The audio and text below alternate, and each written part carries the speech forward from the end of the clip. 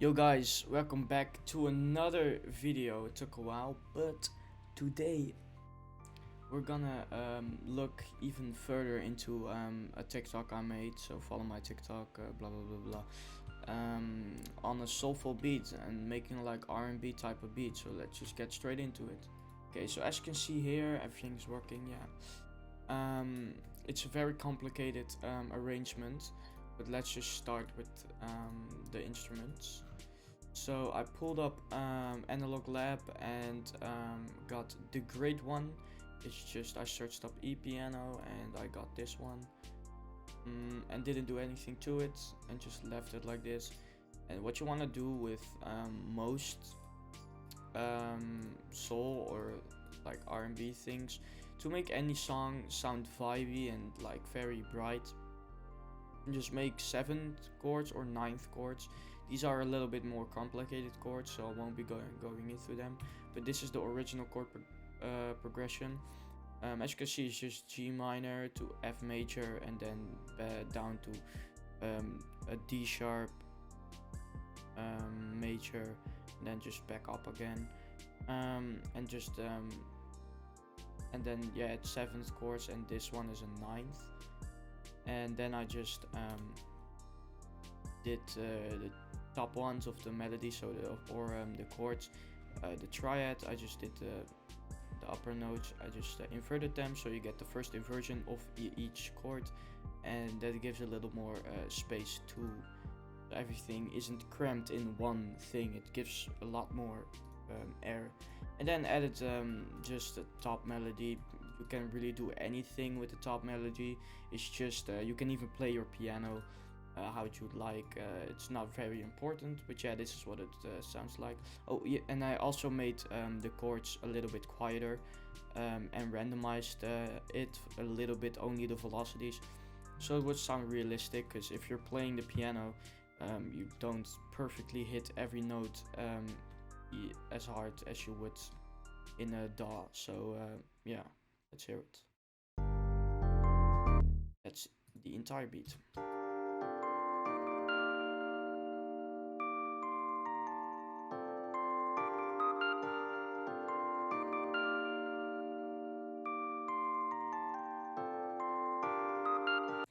And the only difference is you can see this note is a little bit longer and isn't doubled up, and it goes one deeper. Instead of just to A, it goes down to G. And for the pad, it's very simple. I just pulled up Omnisphere, if it would load. Yes. And it's called Kill Switch and Chill. It's just a pad, and stuff like this.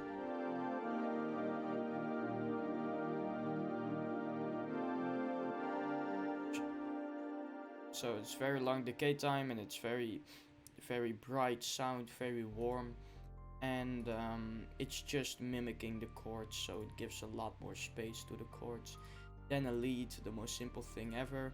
Of course, I'm gonna use Expand for it, because Expand is like the best plugin ever for VST.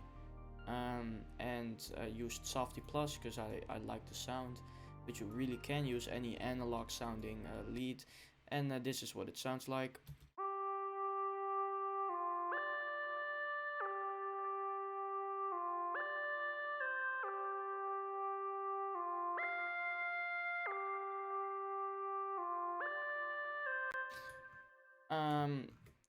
This is the only difference I made here is this just goes up to here, to D to G, and that's really all there is to it.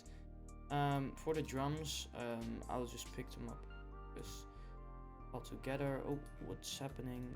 Yes. So as you can see, it just has a snare, later the snap, and I'll play each instrument individually. So this is the snap. Wait, this is the snap. Then the snare, shaker, ride one.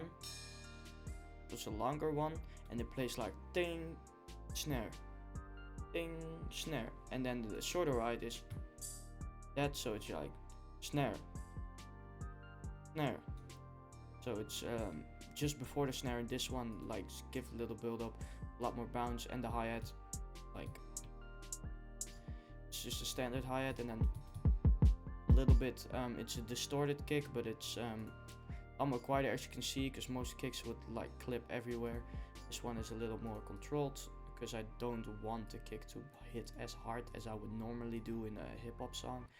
And all the things together sound like this.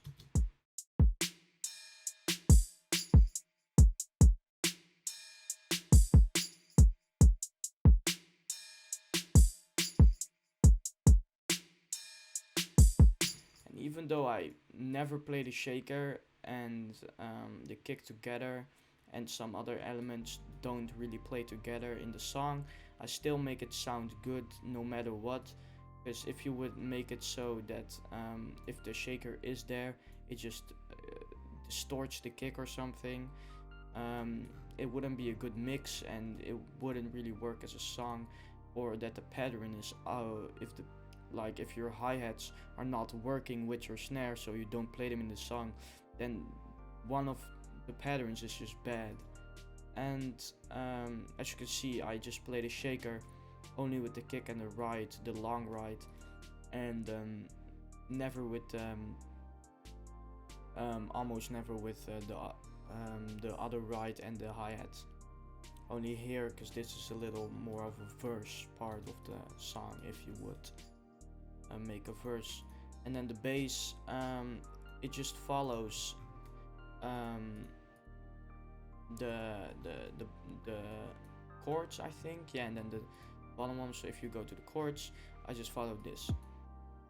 Oh, this is the kick, but this is what I followed. So G, F, down to D sharp, and then back up again. And added a little groove. It's just a simple bass. This one does go very low, but you can also just use an acoustic bass, which more high, because if I would pitch it up, it would sound like this. It still sounds like a sub bass, but still more guitarish than this. So yeah, it's just following it, and just cut in this type of song, just cut the bass a little bit before, so it doesn't have a long release time, because that will gives it more bounce and more of the feel to a soul music. And it just goes this. Here it does go down to C, which isn't in the chord progression, and here it goes to C, up to an C, which is an octave up, then to an A and G. It's all on the same scale because it's in G minor, but it isn't following the chord progression anymore. So you can do such things. You don't always have to follow the chord progression, but it's a good base to start with your bass.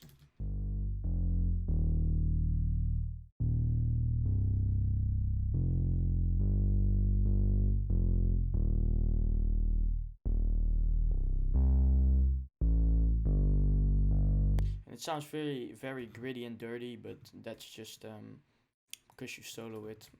Because most instruments sound very, very weird if you. Because if I would solo my kick, it would sound like the pattern is totally offbeat, but together it doesn't. But I'll now just show you what the full beat would sound like. Little parts, I won't show you the entire thing. It's 140 BPM, which is pretty fast for a soul beat, but that's just because I almost do all my songs 140, and you can still make slow songs, because this one uses a very long chord, like over here, because if it would be 120, it would be ended somewhere over there. So yeah, but this is what the most loud.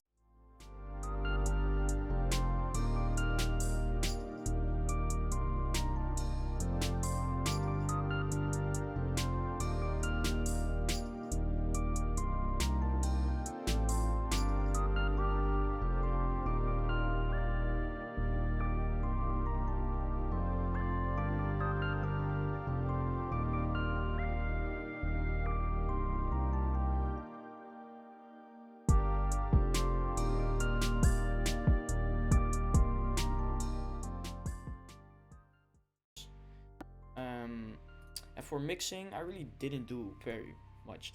I wanted to make it a very wide sound, so I made the E piano, or you could also use a Rhodes, by the way, if you don't have an E piano. I just cut out the lows and a little bit of the highs because the high notes were a little bit too loud, and made it stereo separation 100%. The pad only cut out the lows because it was pretty bassy. Then I just separated for 50%. The lead, I just boosted the highs a little, but cut out the very far highs like the treble, and then cut out the lows, but that wasn't really needed. And then added Valhalla Vintage Verb just for some more reverb. Left it mostly on the normal settings. Just put down the early, the attack on the size. Changed it instead of concert hall because that's very wide, just to room plate, because it didn't need to have. Messed with the EQ a little, didn't touch the mod or the dampening, and just did the decay to 1.92, but it actually needs to be like 2 seconds, but it's very hard to get it exactly on 2 seconds. And I didn't really think about just putting it in. Mix on 50% and the color on 1970s. So yeah, and it was pretty loud in the mix. Then the snap, I EQ'd a little bit of the highs and made it very wide. I don't know why, because it didn't really do anything. Snare, nothing. Shaker, I put a delay on it so it would sound like the shake instead of just shake, and then it would sound very dry.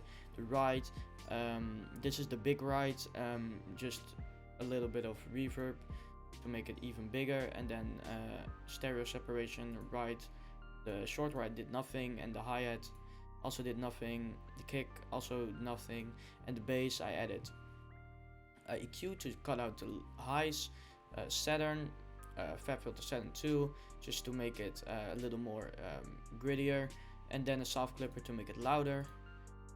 But you also just pulled it up, but the soft clipper really helped.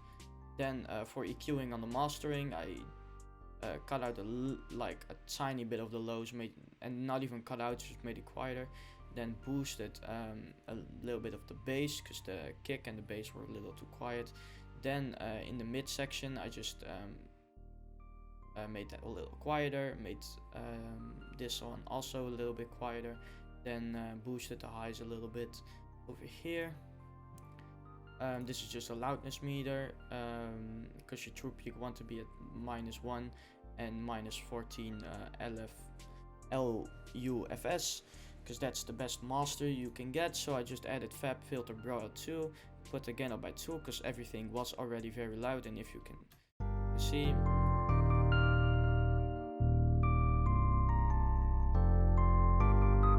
let's take the loudest part, that's this.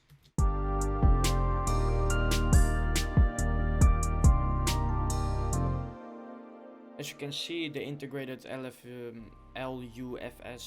is -14, -15, sometimes you go up to -12, but yeah, that's really it. And then there's true peak limiting, and the thing is at 0 of -0.9, so I wanted to be at -1, so this is almost perfect master, because most streaming services have it at -1 or -14.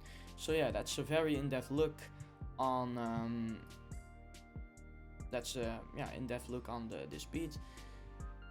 I wouldn't change really anything about it. I think it's perfect, and I hope you learned something from this, because most people don't really show the mixing progress or the mastering, because mastering most people don't even show it, but it's really important if you want your beats to sound very good, because I had that problem and uploaded my beats to BeatStars or SoundCloud, and they were way too loud or way too quiet. And if they're way too loud, it gets compressed down and your bass is like gone, because that's most of the time in hip hop is that's the loudest, and then they remove it because it's too loud.